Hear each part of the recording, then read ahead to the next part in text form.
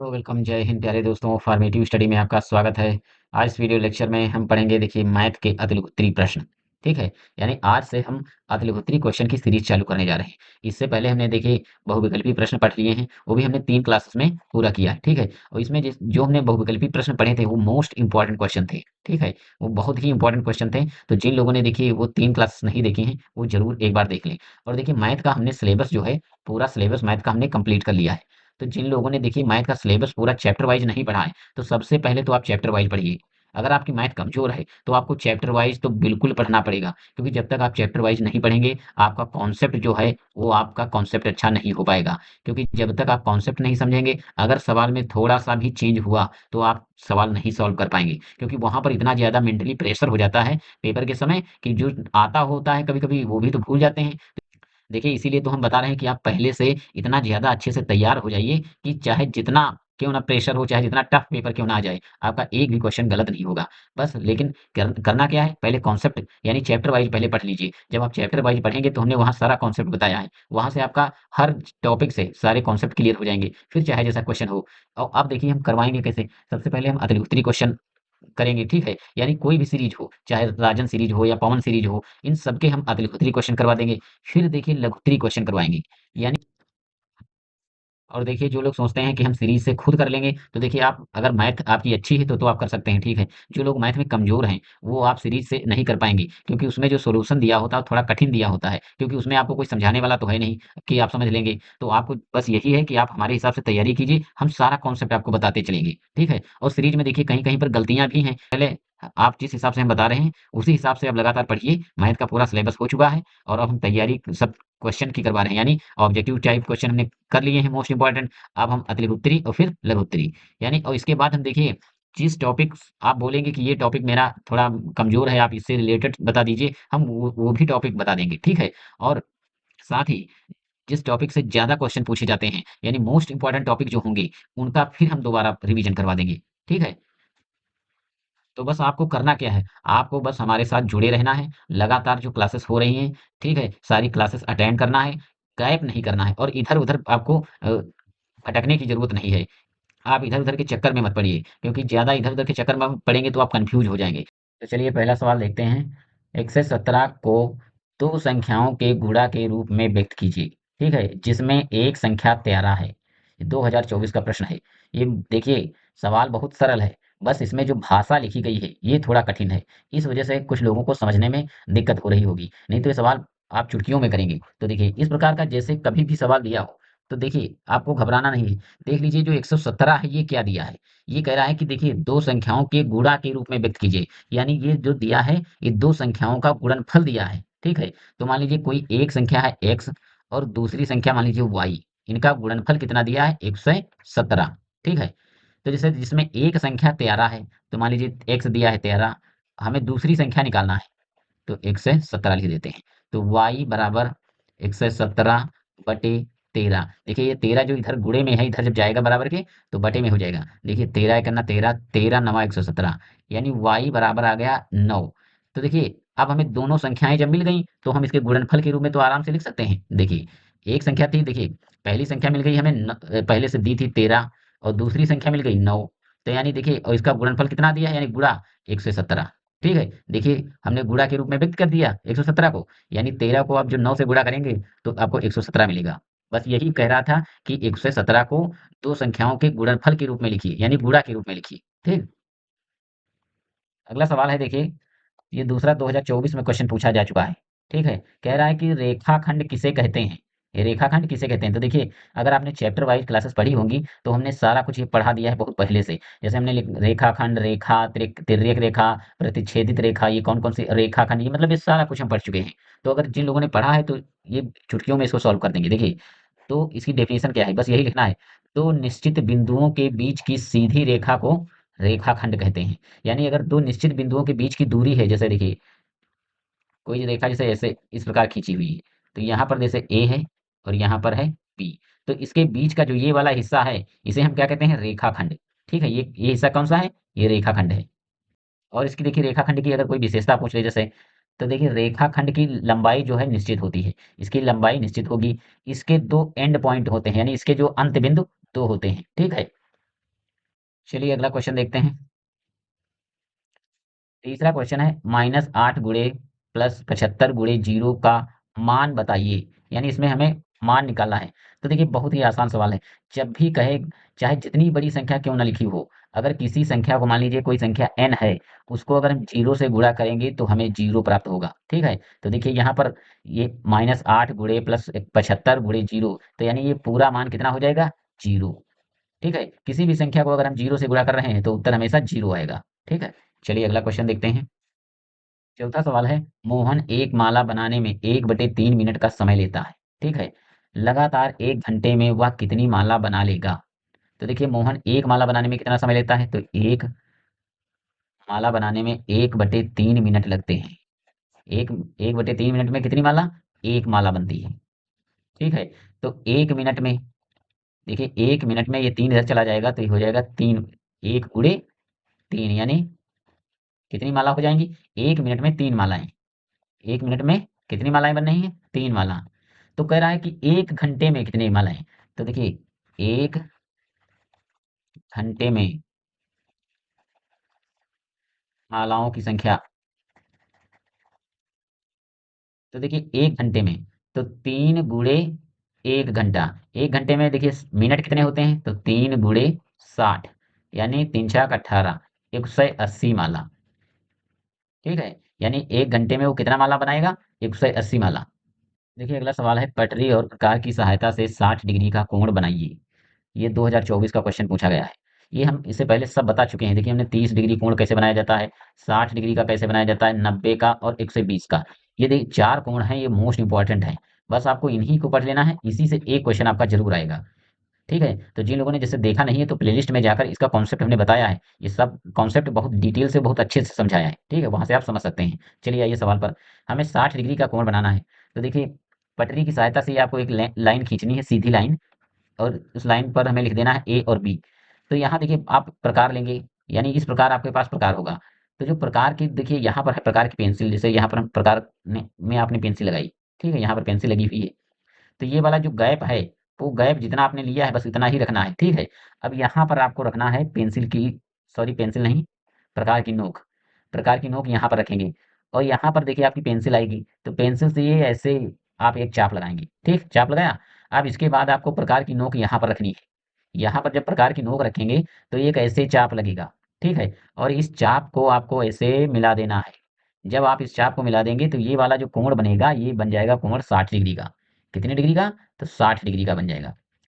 अगला सवाल है, 3 अंकों की सबसे बड़ी संख्या की उत्तरवर्ती संख्या लिखिए। 3 अंकों की सबसे बड़ी संख्या, तो 999। ठीक है? ठीक है? 3 अंकों की सबसे बड़ी संख्या, उत्तरवर्ती जब कहे तो एक संख्या में जोड़ दिया जाता है। तो +1 कर दीजिए तो ये हो जाएगा 1000। ठीक है? उत्तरवर्ती संख्या कितनी हुई? 1000। ठीक है? अगर जैसे कहे 25 की उत्तरवर्ती संख्या, तो आपको 1 जोड़ देना है यानी 26। कहे 25 की पूर्ववर्ती संख्या, तो 1 आप घटा दीजिए, तो यानी 24 होता है पूर्ववर्ती संख्या। ठीक है? चलिए अगला सवाल देखिए। अगला सवाल है, 20 सही 2/3 मीटर लंबी रस्सी में से 5 सही 1/8 मीटर काटा गया है। शेष रस्सी की लंबाई ज्ञात कीजिए। मान लीजिए देखिए रस्सी की लंबाई जो थी 20 सही 2/3 मीटर और 5 सही 1/8 मीटर काटा गया है, तो शेष रस्सी की लंबाई, मान लीजिए देखिए जैसे टोटल रस्सी की लंबाई कितनी थी, ये लंबाई मान लीजिए आप 20 दी है। ठीक है? अगर उसमें से हम कहें कि 5 मीटर हमने काट लिया, यानी ये इतना हमने काट लिया, तो बताइए कितना बचा? तो यानी हम 20 - 5 कर देंगे, तभी तो हमें पता चल जाएगा कि ये 15 मीटर बची है रस्सी। तो यही सवाल में कह रहा है। लेकिन सवाल में देखा भिन्न में दिया है, यानी सवाल में कैसे दिया है? भिन्न में। तो चलिए हम इसको उसी हिसाब से समझते हैं। तो देखिए शेष रस्सी की लंबाई, लंबाई यानी शेष रस्सी की लंबाई कितनी है? तो 20 सही 2/3 माइनस 5 सही 1/8। देखिए इसको आप ये भिन्न में है, मिश्रित भिन्न में, इसको साधारण भिन्न में चेंज कीजिए। तो 3 को 20 से गुणा करेंगे तो ये हो जाएगा 20 तिया 60, और 60 में 2 जोड़ दीजिए तो ये 62/3 आ जाएगा, माइनस 8 पंचे 40, 1 41/8। अब इसको देखिए सॉल्व कीजिए। देखिए अगर जब भी दो भिन्न दिए हों, ठीक है, और उनको जोड़ना या घटाना हो तो आप सीधे कैंची का गुणा कर दीजिए। नहीं तो इसको भिन्न के सॉल्व करने के तरीके तो 3-4 हैं। जैसे आप एलसीएम मेथड ले सकते हैं या फिर आप हर बराबर कर सकते हैं, ठीक है। हम आपको इसमें बता रहे हैं कि कैंची का गुणा कैसे किया जाता है। इस मेथड को लगाइए, बहुत आसानी से सवाल लग जाएगा। देखिए अब इस देखिए 8 से कर दीजिए 62 को गुणा और 3 से कर दीजिए 41 को गुणा और हर को हर से गुणा कर दीजिए। देखिए कैसे लिखा जाएगा, 62 गुणे 8 माइनस लगाइए और 3 गुणे 41 बटे 3 बट्ठी 24। ठीक है, इतना समझ में आया होगा। ये कितना है 8। अब गुणा कीजिए, 8 दूनी 16, 8 छंग 48, एक 49 माइनस 3 एक अन्ना 3, 3 चक्कू 12 बटे 24। ठीक है, अब भाग कीजिए, देखिए इसको घटाइए तो देखिए ये बचेगा 3 और 9 में से 2 निकल गए तो 7 और ये 4 में से 1 निकल जाएगा तो ये 3 यानी 373 बटे 24। अगर आप चाहें तो यहीं पर आंसर छोड़ सकते हैं, ठीक है। लेकिन अभी हम और सॉल्व कर सकते हैं। क्यों? क्योंकि देखिए जो सवाल में दिया था वो मिश्रित भिन्न में दिया था, तो हमें आंसर भी मिश्रित भिन्न में देना है। ठीक है, तो देखिए इसको मिश्रित भिन्न में कैसे हम चेंज करेंगे। तो देखिए क्या करना है आपको, 24 से इस 273 को भाग कीजिए।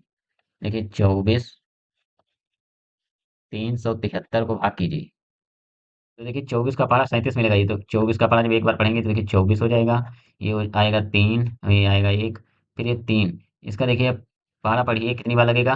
देखिए ये लग जाएगा 5 बार। 5 चक्कू 20, 5 दूनी 10, 2 12। ये हो जाएगा 3 और 3 में से 2 निकल जाएगा 1। ये हमने क्या किया, इसको डिवाइड किया। अब देखिए इसको हम मिश्रित भिन्न में कैसे लिखते हैं। तो जो बटे में होता है 24 तो इसको हम वैसे ही लिखेंगे। ये जो भागफल है उसको सही में लिखते हैं 15 और शेषफल जो आता है उसको हम अंश में लिखते हैं। तो शेषफल कितना आया है, शेषफल आया 13। यानी अब इसको देखिए कैसे पढ़ेंगे, 15 सही 13 बटे 24, ये है आपका उत्तर। ठीक है, इसको हमने मिश्रित भिन्न में चेंज किया। चलिए अगला सवाल देखिए। अगला सवाल है, किसी गांव में पुरुषों की संख्या 6x y plus 5y square minus z है। महिलाओं की संख्या 2x plus x Y minus 2y है। ज्ञात कीजिए पुरुषों की संख्या महिलाओं की संख्या में कितनी अधिक है, यानी महिलाओं की संख्या से कितनी अधिक है। तो पुरुषों की संख्या से महिलाओं की संख्या घटा दीजिए, बस पता चल जाएगा। तो देखिए पुरुषों की संख्या कितनी है, 6xy plus 5y square minus 8z minus कर दीजिए 2x plus x Y minus 2y। बस जब भी देखिए घटाया जाता है तब दूसरी संख्या जिसको हम घटा रहे होंगे यानी दूसरी संख्या जो लिखी होगी उसको हम ब्रैकेट के अंदर कर लेते हैं। क्यों? क्योंकि देखिए जब ब्रैकेट के अंदर कर लेंगे तो जब ये चिन्ह माइनस से जब ब्रैकेट खुलेगा तो ये सारे चिन्ह बदल जाते हैं। यानी जो प्लस का होता है माइनस का हो जाता है, जो माइनस का है वो प्लस का हो जाता है। चलिए देखते हैं, 6xy वैसे ही रहेगा plus 5y square minus 8z। अब यहाँ पर मेन खेल यहाँ पर है, देखिए ये जो माइनस से देखिए ये 2x, ये वाला प्लस का है 2x, तो माइनस प्लस माइनस हो जाएगा तो माइनस का हो जाएगा 2x। अब देखिए ये माइनस जाएगा इस माइनस से गुणा होगा तो माइनस और माइनस सॉरी माइनस और प्लस माइनस हो जाएगा तो ये हो जाएगा x और y। फिर ये वाला देखिए माइनस जाएगा इस माइनस से गुणा करेगा, ठीक है, तो माइनस माइनस प्लस और ये कितना है 2y। देखिए हमने माइनस से ब्रैकेट खोल दिया पूरा। अब देखिए घटाइए तो यहाँ पर देखिए है 6xy, यहाँ कितना है 6xy और यहाँ देखिए xy है तो 6xy से xy घट जाएगा तो यहाँ बचेगा 5xy।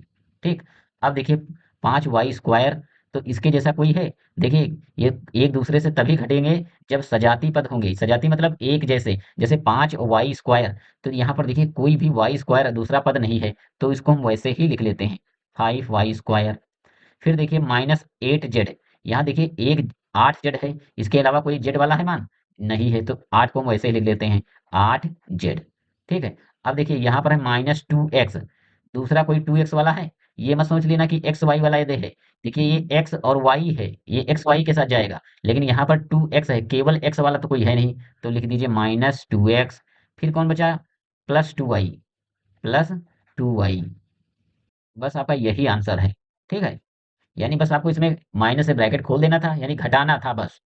ठीक है, और देखिए सजाती पद ही आपस में घटते जुड़ते हैं।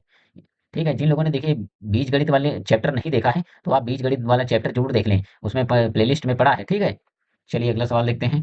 देखिए अगला सवाल है, दशमलव संख्या 51.3 प्लस 510.03 प्लस 5100.003 प्लस 50,001.0003 को जोड़िए। बहुत ही इंपॉर्टेंट सवाल है ठीक है, इसको ध्यान से समझिए। जब भी दशमलव का जोड़ दिया हो या घटाना दिया हो, आपको बस एक बात ध्यान रखनी है कि दशमलव के नीचे दशमलव होना चाहिए बस। देखिए, और ये ज़रूर कोशिश करना कि सबसे बड़ी संख्या को पहले लिखिए। तो सबसे बड़ी संख्या देखिए इसमें लास्ट में दी है, तो आपको जोड़ना आसान होगा। देखिए पहले लिखिए 50001, दशमलव लगाइए 0003। ठीक, इसके बाद इससे छोटी कौन है? 51, यानी 00, फिर 1 और 5, फिर लगाइए दशमलव के सामने दशमलव दशमलव, फिर कितना है? 003। अब देखिए लिखिए 510.03। तो देखिए 015.03। ठीक है, फिर देखिए लिखिए 51.3। तो यहाँ पर लगाइए दशमलव, फिर यहाँ लिख दीजिए 3, फिर इसके आगे 51, 1 और 5। अब इसको जोड़ लीजिए। ठीक है, तो देखिए सबसे पहले क्या जोड़ेंगे हम? देखिए यहाँ पर कुछ भी नहीं है, यहाँ पर 5 3 है, फिर यहाँ पर कुछ नहीं है, यहाँ पर भी कुछ नहीं है, तो हम सीधे 3 लिख लेते हैं। ठीक है, फिर 0 में 3 जुड़ेगा, 3 रहेगा। फिर देखिए 0 ऊपर 0 नीचे 0, फिर ये 3 जुड़ेगा, तो ये 3 आ जाएगा। फिर देखिए 0 में 3 जोड़ेंगे तो 3 ही आएगा। फिर लगाइए दशमलव। ठीक है, अब जोड़िए 1 1 2, फिर देखिए 5 1 6, 6 हुआ, 5 1 6 6, फिर देखिए 5 और यहाँ पर 5 होगा। ठीक है, 5 और ये 5, यानी 55,662.3333। तो देखिए ये रहा आपका आंसर। ठीक है, बस यही आंसर था। आप चाहें तो देखिए सबसे पहले आप 51.3 लिखिए, फिर इसके बाद इसको लिखिए, फिर इसके बाद इसको लिखिए। ठीक है, और लास्ट में देखिए इसको लिखिए, तब भी वही आंसर आएगा। बस आपको एक बात ध्यान रखनी है कि दशमलव के नीचे दशमलव होना चाहिए, यानी दशमलव के बाद वाली संख्या दशमलव के बाद में होनी चाहिए, दशमलव से पहले वाली संख्या वो पहले होनी चाहिए। इसका क्रम इधर-उधर नहीं होना चाहिए बस। और यहाँ पर अगर जोड़ना आप और आसान करना चाहते हैं, जैसे यहाँ पर कोई संख्या नहीं दी है, यहाँ पर कुछ नहीं दिया तो आप 0 मान लीजिए, यहाँ पर भी कुछ नहीं दिया 0 मान लीजिए, यहाँ पर भी 0 मान लीजिए, फिर देखिए यहाँ पर भी नहीं है कोई संख्या तो 0, यहाँ 0 कर लीजिए, यहाँ 0 कर लीजिए, तो आपको देखिए जोड़ने में भी आसानी होगी। ठीक है? चलिए अगला सवाल देखते हैं। अगला 10वां सवाल है, वह बड़ी से बड़ी संख्या बताइए जिससे 49, 59 और 109 को भाग देने पर शेषफल क्रमशः, ये शेषफल है देखिए गलत लिख गया है, शेषफल क्रमशः 1 3 और 5 बचे। 2023 में पूछा गया और 2019 में ये पूछा गया सवाल। ठीक है, तो जब भी, सबसे पहले एक बात समझ लीजिए, जब भी कोई सवाल दिया हो कहे वह बड़ी से बड़ी संख्या, तो आपको एचसीएफ निकालना है, यानी जैसे लिखा हो, ये एक जगह कहीं नोट करके लिख लीजिए, बड़ी से बड़ी। अगर ये लिखा है बड़ी से बड़ी संख्या, तो आपको मासा निकालना है। क्या निकालना है? मासा। अगर कहे छोटी से छोटी संख्या, छोटी से छोटी, तो आप सोच लीजिए कि लासा निकालना है। बस आपको इतना याद रखना है, आपका इस प्रकार कोई भी सवाल गलत नहीं होगा। यानी अब हमें ये कन्फर्म हो गया बड़ी से बड़ी कह रहा है, इसका मतलब क्या है? मासा निकालना है। तो देखिए हमें मासा पहले निकालना कितना कैसे है, क्योंकि देखिए इसमें हर बार 1 3 5 शेष भी बच रहा है। तो इस प्रकार के सवाल में आपको करना क्या है, जैसे लिखा है 49, 49 से आपको 1 घटाना है, तो 49 से जब 1 घटा देंगे तो 48 आएगा। फिर देखिए इसके बाद है 59, 59 से आपको 3 घटाना है, तो जब 59 से आप 3 घटाएंगे तो कितना बचेगा? ये बच जाएगा 56। ठीक है, फिर इसके बाद है देखिए 109, 109 से आपको 5 घटाना है, यानी 5 घटाइए तो ये आ जाएगा 104। अब हमें मासा निकालना है किसका? 48 का और 56 का और 104 का। इनका हमें क्या निकालना है? मासा। तो देखिए मासा निकालने का देखिए हम भाग विधि आपको बता रहे हैं, भाग विधि वाला तरीका। ठीक है, कैसे निकाला जाता है? तो देखिए 48 को 56 से करिए भाग, 48 से करना 48, कितना आएगा? देखिए 16 से 8 निकल जाएंगे तो 8 बचेगा। ठीक है, अब इस 48 को यहाँ पर रखिए। ठीक है, 8 छंग 48, ये देखिए पूरा पूरा कट गया, इसको छोड़िए। अब आइए देखिए 104, जो जिस संख्या से लास्ट में कट जाए उस संख्या को लीजिए, जैसे 8 से आप कीजिए 104 को भाग, 104 को भाग, 8 करना 8, यहाँ पर आया 2, अब ये उतारेंगे 4, 8 त्रिक 24, तो ये हो गया 24। ये भी देखिए 8 से पूरा कट गया। लास्ट में जिस संख्या से कटता है वही होता है एचसीएफ या मासा। तो यानी मासा कितना आ गया? इसका मासा हो गया 8। यही आपका आंसर है। अगर आप चाहें तो इसका देखिए एक और भी तरीका है, आप अभाज्य गुणनखंड विधि लगा सकते हैं। कौन सी? अभाज्य गुणनखंड विधि, उससे भी आपका आंसर आ जाएगा। ठीक है, अगर देखिए आप लोग अभाज्य गुणनखंड विधि नहीं जानते हैं तो प्लेलिस्ट में जाइए, और ये लासा और मासा निकालने के हमने 3 तरीके बताए हैं। आप वहाँ से ये सारे कॉन्सेप्ट पढ़ सकते हैं। इसीलिए हम बता रहे हैं कि आपको कॉन्सेप्ट वाइज़ ज़रूर पढ़ना है। आप मैथ में चाहे जितना कमज़ोर क्यों ना हो, हम आपकी बैक लगने नहीं देंगे। बस आपको हमारे साथ जुड़े रहना है, हमारे हिसाब से तैयारी करना है। अगर आपने हमारे हिसाब से सारी तैयारी की, तो आपके देखिए जैसा हम टारगेट लेकर चले हैं कि 25 में 25 मार्क्स, तो आप 25 में 25 लेकर आएँगे। मैथ में फेल होने की तो आप ये टेंशन छोड़ ही दीजिए। बस जिस हिसाब से हम तैयारी करवा रहे हैं, आप मैथ को उसी हिसाब से पढ़िए, ठीक है? तो देखिए आज की क्लास को हम यहीं तक रखते हैं, क्योंकि क्लास बहुत ज़्यादा लंबी हो जाएगी। नेक्स्ट क्लास में हम अगले क्वेश्चन ले लेंगे। अब ये सीरीज इसी प्रकार चलती रहेगी जब तक हम ये सारे क्वेश्चन खत्म नहीं कर लेंगे, अतिरिक्त क्वेश्चन, ठीक है?